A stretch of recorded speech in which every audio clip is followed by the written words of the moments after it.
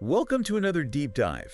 You ready to get a little weird with it today? Oh, always up for a bit of weirdness, especially when it comes to art. Perfect, because that's exactly what we're diving into today. Bob Camblin. Now, there's a name that makes you think, huh? I know, right? He's described as this, widely recognized artist, but also deeply enigmatic. It's a bit of a puzzle, isn't it? How can someone be both so well-known and yet still kind of a mystery? It's a good puzzle. And luckily for us, we've got a pretty hefty stack of sources to try to crack this case wide open for you. We do. We've got excerpts from Camblin's own writings, Bob Camblin quotes, and other mysteries. It's a treasure trove of thoughts. Then there's a biography that really gets into the nitty-gritty of his life, plus a close look at one specific artwork, a YouTube discussion breaking it down, and then some historical context from reviews of The Art of Everything and Zen and The Art of Enlightenment. Oh, and to top it all off, a personal reflection from Camlin's good friend, artist Earl Staley. That should give us a much-needed human angle. Exactly. So between all this, we're going to unpack this complex individual and really get at what made his art, and maybe even more so, his perspective on the world so unique, so captivating for you. Right away you get a sense that this guy just saw things a little differently. Oh, absolutely. Take this quote. Look into the atom, you get what you need. Look into magic, and you get what you need. Philosophy and art are in both. It's like he's blurring the lines between science, magic, art, philosophy. It's pretty fascinating. It's not just blurring lines. It's like he's seeing connections that most of us we just miss. Yeah, exactly. So let's start at the beginning, shall we? Unpack his early life, those early influences. He was born in Oklahoma in 1928. Seems like art was just part of his DNA from the get-go. Totally. Both his parents were artists, and talk about a Well, creative household. So, he was just surrounded by art from day one. and even in high school, he was already stepping into leadership roles, became art director for his yearbook. Which, for you, already shows that inclination, right? Not just to make art, but to kind of shape how others see things visually. That's interesting. Really interesting. And his hometown, Ponca City, Oklahoma, seems to have really stuck with him. Oh, yeah. There's this whole thing in the biography about the Marlin estate and that striking pioneer woman statue. And it's wild. That statue actually pops up in some of his later work, sometimes with these double VVs, a direct nod to his mother, Viva Camblin. See, that's what gets me. How those early visuals, maybe things we don't even consciously think about, they can resurface later with all this personal meaning layered on top. Makes you think about what's lurking in your own subconscious, huh? Seriously. Now, picture this. 1938, young Bob Camblin sees The Wizard of Oz for the first time. Can you imagine the impact of that? I mean, the visual storytelling, those vibrant colors, the fantastical elements. Oh, yeah. I mean, The Wizard of Oz, for a kid with an artistic mind, that must have been like a whole other world opening up. All those possibilities. The power of visual storytelling, the magic of it all. It's like planting a seed, right? Absolutely. And speaking of formative experiences, he had this really tight friendship with Forrest Harrisberger. And get this, they bonded over what they called good vibes. Good vibes. I love that. Right. And those good vibes actually carried them all the way to the Kansas City Art Institute after they both served in the Korean War. They even sketched together during their service. The California coastline, apparently. That shared experience, the art, the travel, that must have solidified their bond even more. Like a shared visual language was developing, don't you think? For sure. And, this guy was a total bookworm. I mean, Emerson, the I Ching, haiku, haiga, talk about a diverse range of influences. Yeah, it's not just one thing, right? It's like he's pulling from all over the place, feeding that curiosity. And the biography actually compares his creative process to that of haiku poets. That same focus on elegance, simplicity, capturing an essence. Which, makes you think about how these different art forms can actually inform each other. It's not just about what it looks like. It's about the underlying philosophy too, right? Right. Now, fast forward to this pivotal moment. He wins a Fulbright scholarship to Italy. Boom. Game changer. Italy. Talk about an artistic awakening. Seriously. He's totally mesmerized by the Grand Masters, the Impressionists, and Venice. Well, Venice becomes his, personal emerald city. It's funny how certain places can just hook you like that, isn't it? And for an artist to be immersed in that history, that atmosphere, that's just... Fuel for the soul, right? Yeah, exactly. The Uffizi Gallery, the Catacombe dei Cappuccini. He even refers to their imagery as mummies. Hmm. It's like Italy just seeped into his artistic consciousness. And it's not just the beauty of it all, right? It's the darker side, too, that fascination with mortality, the passage of time. Absolutely. And then there's this thing with Botticelli. Like, he connects The Birth of Venus to a tribute to KPFT radio. KPFT radio, the one that was bombed. That's the one. And Primavera becomes inspiration for his masked and symbolic painting of Flora. It's like he's taking these iconic works and filtering them through his own experiences, finding personal meaning, then reinterpreting them in his own way. Exactly. It's not just about the art itself. It's about the layers of meaning he's adding. Yeah. So we've got this rich foundation, right? His upbringing, his influences. Now let's move into his actual artistic journey and the philosophy he develops along the way. He starts as a map maker, of all things, before landing in academia, teaching in a bunch of different places. Map maker. That's interesting, isn't it? That need for precision, spatial awareness. Right. I mean, how does that translate later on? Does it affect his composition, his line work, even as he moves into more abstract stuff? That's what I wonder too, right? Does that map-making background, does it like sneak into his more free-flowing work? It makes you look at it a different way. It does. Then, 1976. He does something pretty radical. Leaves the comfy world of academia and goes full-on nomadic artist, selling his work to support himself. Now that takes guts, wouldn't you say? Huge gets. It's like he's got to have this unshakable belief in what he's doing. Right? Literally. It's saying, on my art, this is it. This is my life. Not just a job, a calling. Yeah. And his whole approach to art, it wasn't about the critics, wasn't about the money. He wanted to connect with, and I'm quoting here, the viewer's soul. That's a lofty goal, man. A lot of artists talk about connecting with an audience, but the soul, that's a whole other level. It is. It's like he's going beyond the surface. Mm. Like he's not just trying to please people or follow trends. He's trying to get at something deeper, something real. And his style was constantly evolving too, which makes sense, right? Oh, yeah. I mean, Charlotte Moser, she observed this shift from super intricate drawings to more organic forms. And Eleanor Freed, she picked up on his fascination with the life cycle, metamorphosis. Transformation, right. Seems like a theme we're seeing pop up again. Totally. And Tex's overview talked about his unique blend of drawing and watercolor, even compared him to William Wiley. So he's not afraid to experiment, right? He's pushing boundaries, trying new things. Exactly. And he started in abstract impressionism, then pioneered this wild style called mouches volantes in the 70s. Mouches volantes, that translates to what? Flying flies? Or those little floaters you see in your vision sometimes? That's it. And get this, he was inspired by Dada and surrealism, used dots and dashes to create these crazy optical illusions. Dots and dashes, that's wild. So simple, but so effective. Right. It's playful, but also kind of mind-bending, like he's messing with your perception. Totally. Then later, he explores all these other techniques, symbolism. You've got the Big Owl series, Descent from the Cross. It's like his range is just all over the map. It really is, but there's this thread of experimentation, like he's not afraid to tackle different styles, different themes. And get this, he was a big believer in collaboration. Like he'd often sign his work as anonymous. Anonymous. Why do that? It was about submerging the ego, Like it wasn't about him, the individual artist. It was about the art itself. He even did these collaborative events with Earl Staley and Joe Tate. Just totally blew up those conventional ideas about like what art should be, who the artist should be. It's pretty radical. It is radical. Like it's a statement, right? Art doesn't have to be about the lone genius. It can be about community, shared creation, breaking those rules. Exactly. Okay, you ready to dig into his writings? This is where things get really interesting. Hit me with it. So in Bob Camblin Quotes and Other Mysteries, he talks about this idea of sticking with common sense, but also being open to miracles, like in both science and magic. Miracles in science and magic, how does that even work? He actually hopes for this bright gray where those two worlds meet. Yeah. It's like he's not dismissing either side. Yeah. It's both hand, not either. That's a tough balance to strike, isn't it? Logic and the unknown. It is.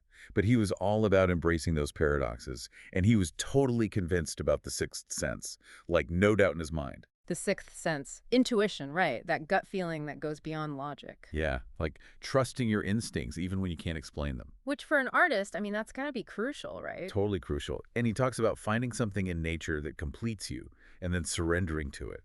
Just letting go of that need to control everything. That's very Zen, isn't it? Very much about being in the moment, accepting what is. Absolutely. And there's this constant emphasis on balance, patience, freedom. like finding reality in silence, moving away from pain. It sounds less like art theory and more like a life philosophy, you know? I was thinking the same thing. It's like these aren't just ideas for his art, they're principles for how to live.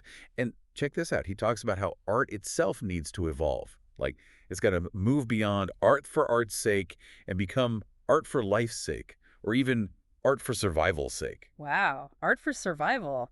That's pretty heavy. It is. It's like he's saying art isn't just a luxury, it's essential. It's how we make sense of the world, how we cope, how we connect. And maybe even how we survive, literally and figuratively. Exactly. And this quote just blew my mind.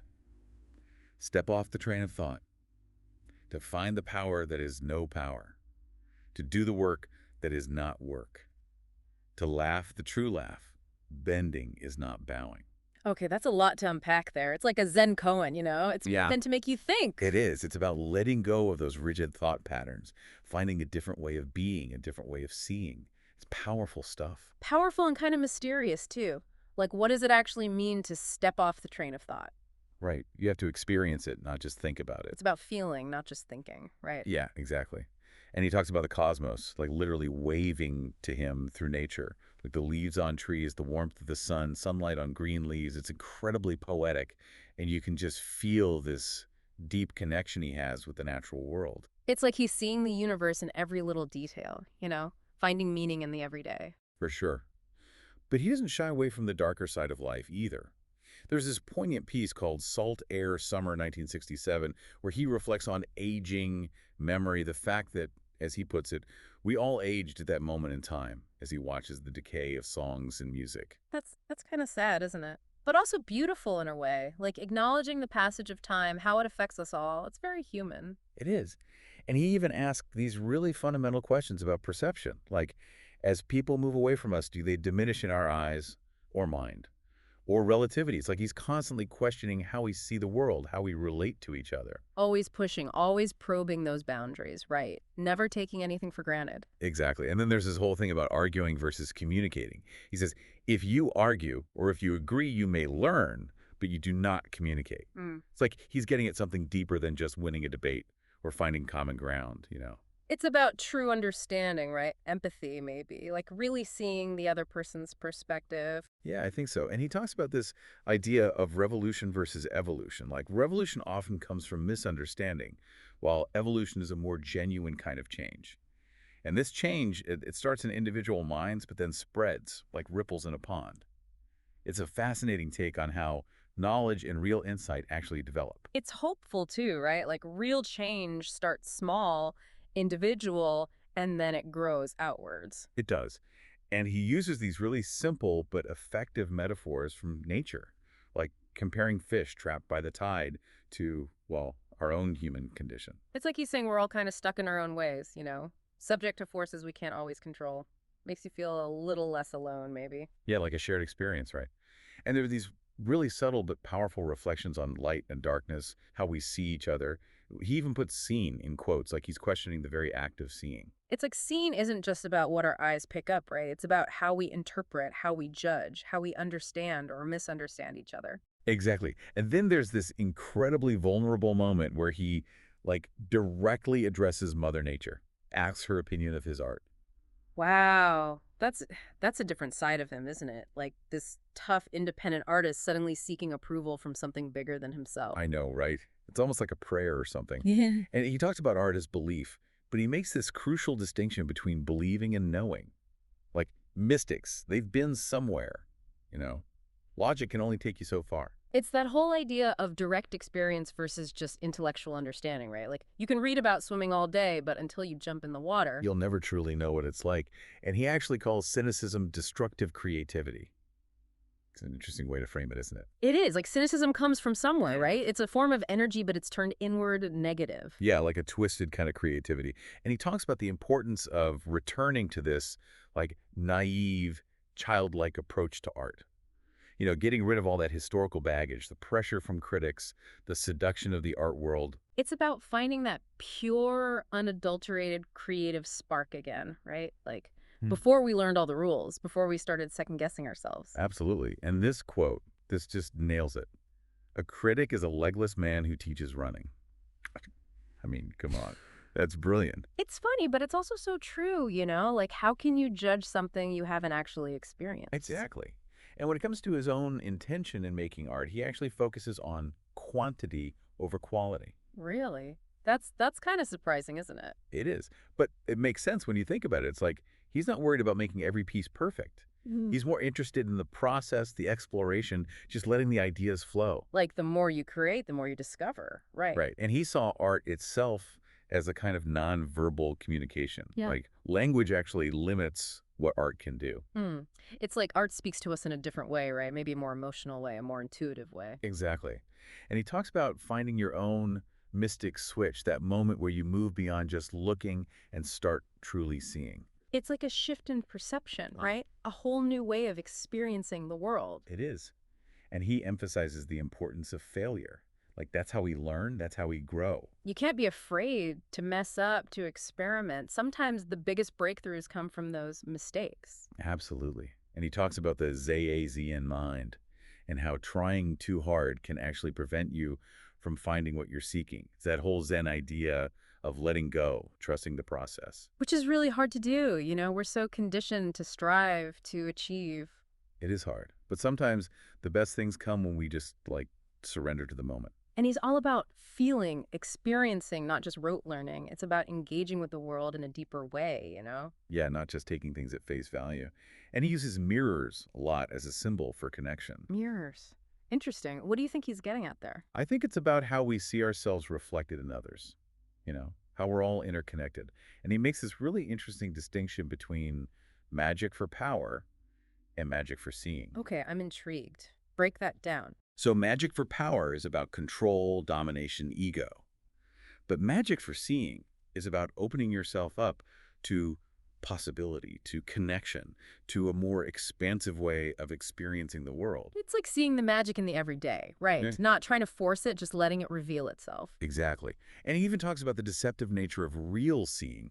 Like what we think we see is always filtered through our own experiences, our biases, our relationships. That's like there's no such thing as objective truth, right? It's all subjective. Yeah, I think that's what he's getting at. Yeah. And he talks about the struggle artist's face, balancing the need to master technique with this constant pressure to create something new, something shocking. It's a real dilemma. It's like, do you focus on perfecting your craft or do you chase trends, try to stay relevant? Exactly. And he believes that sometimes trying to explain something can actually take away its power. Like some things are better left unsaid. The mystery is part of the appeal. There's beauty in the unknown, right? Mhm. Sometimes overanalyzing things just kills the magic. Totally. And he reflects on the limitations of communication, but also its incredible potential. Like we can connect with each other across time and space through art, through ideas, through these shared experiences. It's like we're all part of this ongoing conversation, right? Building on what came before us. We are. Yeah. And he talks about the difference between knowledge and feeling. Like you can know something intellectually, but until you feel it. It's not truly real, right? It's just information. Exactly. And he has this very wise perspective on mistakes. He says there are no mistakes, only doing the best you can in the moment. It's a very forgiving approach, isn't it? Like, it's okay to mess up as long as you're trying. It is. And he even offers a new interpretation of that old saying, pride goeth before a fall. Like maybe it's not so simple. Maybe there are other forces at play. Cause and effect isn't always so straightforward. Always questioning those assumptions, right? Makes you think twice about those old adages. Totally. Yeah. And he stresses the importance of cooperation over argument. Like he compares us to two bits of a hologram. We only see a part of the whole picture. So we need each other to see the full image, right? Exactly. He even talks about this concept of the hologram, like a collective consciousness that emerges when we come together and share our perspectives. It's about seeing beyond our own limited viewpoint and realizing we're all connected. It's a beautiful idea, isn't it? Like we're all part of something bigger than ourselves. It is beautiful. And then he goes on these incredible mind trips about how we perceive the universe. Like, is it finite? Is it in a steady state? Is it something beyond our comprehension? He even throws in this line, solipsists aren't crazy, they just misunderstand. He's open to all possibilities, isn't he? Like, he's not afraid to question even the most fundamental assumptions about reality. Not at all. And he talks about living in the past, present, and future simultaneously. Even mentions time travel at the speed of enlightenment. Okay, now we're getting really far out there. But it's exciting, you know? Like, he's pushing the limits of thought, exploring those mystical realms. It's like he's saying there's so much more to reality than we typically perceive. Hmm. And he finds wisdom in the simplest things, you know, watching a hawk in flight, a snake moving through the grass. It helps him understand human behavior, this concept of the path of least resistance. Nature as a teacher, right. There's so much we can learn if we just pay attention. Exactly. And he talks about the cyclical nature of life, the ebb and flow of beginnings and endings. He even contemplates the meaning of futility, of just being, like that Italian phrase, dolce far niente, the sweetness of doing nothing. It's about finding peace in the present moment, Yeah. right? Letting go of that constant striving. Absolutely. And this metaphor, oh man, this one's powerful. He describes a phoenix frozen inside a salty shell, waiting to be reborn. It's about potential, transformation, even when things seem stuck. There's always hope, right? Even in the darkest times. There is. And he comes to this realization that the living was the meaning, not just the things we accomplish or leave behind. It's about embracing the journey, not just the destination. Like life itself is the art, right? Not just the finished product. I think so. And then he starts weaving in all these quotes from other thinkers. I mean, we're talking Suzuki, Alan Watts, William James, Bergson, Teilhard de Chardin. It's like a whole history of philosophy condensed into these little nuggets of wisdom. It's like he's showing us his influences, Yeah. right? These are the ideas that shaped his thinking. Absolutely. And they touch on all these themes we've been talking about. Self-acceptance, risk, belief, intuition, interconnectedness, creativity. It's all there. It's like a map of his intellectual journey, isn't it? It is. And then he introduces this concept of the ecology of art, which is pretty wild. He argues that even when we're doing our own thing, being individualistic, it actually contributes to the balance of nature. So, like, individual expression is actually a part of a larger ecosystem. Yeah, exactly. And he even suggests that artists who seem self-indulgent, maybe they're actually fighting for their own survival in a world that's gone off track. It's a fascinating perspective. It is. Like, he's giving a whole new meaning to artistic freedom. He is. And he's very open about his own struggles. Yeah. The dissolving images, the feeling that he's never quite capturing the truth he's after, this constant battle with chaos. It's honest, isn't it? It shows the human side of the creative process. It's not always pretty. It's not always easy. Not at all. And he talks about the challenges of making art in a world that's obsessed with consumption, shock value, instant gratification. Yeah, it's hard to create something meaningful, something lasting when everyone's just looking for the next quick hit. It is. And he sums up his experience with teaching in this hilarious way. The first year, I assumed. The second year, I capitulated. The third year, I'm teaching. Oh man, that is so relatable. It's like you go in with all these ideas and then reality hits and you just got to adapt, figure it out as you go. Exactly. And finally, this is just classic Camblin. He compares the ego to a goldfish's excrement. What? A goldfish is what? Excrement. Like the goldfish is just constantly swimming around, churning up the water, and its own waste is just getting folded under by its tail. It's a pretty funny and maybe a little gross way to think about how the ego just keeps popping up, even when we try to ignore it. It's a very Camblin way to put it, that's for sure. It is. Okay, let's shift gears a bit and talk about that specific artwork, Viva Viva, Echoes of Venice. The YouTube discussion we watched, they described it as this invitation to meditate on impermanence and memory. Which makes sense, right? Those are pretty central themes in Zen Buddhism. And the whole layered composition of the piece, you've got the canal scene, then all these personal mementos scattered around. It definitely gives you that sense of fluidity, of time and space kind of blending together. It does. And that Venetian vista, it's like a snapshot, a fleeting moment in time. Right. But it's anchored by these postcards, inscriptions, sketches. It's personal, like a memory preserved within a bigger context. Exactly. It's both specific and universal all at once. And those flowing canals, that constant movement, it's like a visual metaphor for the transient nature of life itself. Yeah. And the analysis actually draws a connection to the I Ching hexagram number 56, the Wanderer. It's about travel, the wisdom you gather from fleeting encounters. And Venice, with its canals, its history, it really embodies that sense of constant movement. The Wanderer. That's a perfect image for Venice, isn't it? Like the city itself is a traveler, Yeah. always changing, always in flux. It is. And the way those images and text fragments are arranged, it's almost like he's trying to hold on to those fleeting moments, those encounters, preserve them somehow. Like a visual diary almost. Yeah, exactly. And then they bring in Lao Tzu, his teachings about the Tao. You know how it's like water nurturing, non-contentious, always flowing. And the canals in the painting, they kind of embody that, don't they? That quiet strength, that constant movement. They do. And the layering of the piece, it's like a visual representation of life's journey, you know?